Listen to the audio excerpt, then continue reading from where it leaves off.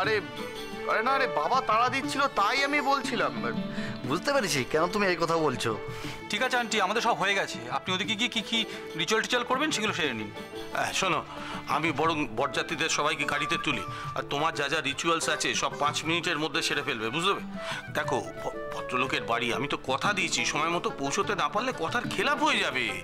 তাছাড়া ধরো মেয়ের কাকা আর ওই যে ওর বোনের বর মানে জামাই, এটা তো এসে বসে আছে, তখন থেকে তাগাদা দিচ্ছে। তাড়াতাড়ি যেতে হবে তো, নাকি? আমি জানতাম তো তোমাদের সবার সবকিছু হয়ে যাবে, আর আমার রিচুয়ালসের বেলায় তোমাদের সময়ের ছাঁটাই। আরে বাবা, সামাজিকভাবে বিয়ে হচ্ছে, নিয়ম কানুন তো সব মানতে হবে নাকি?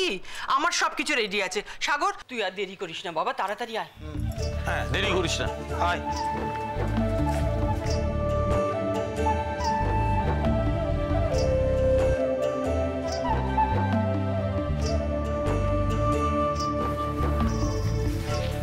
এই চল, এখন দেরি করছিস কেন?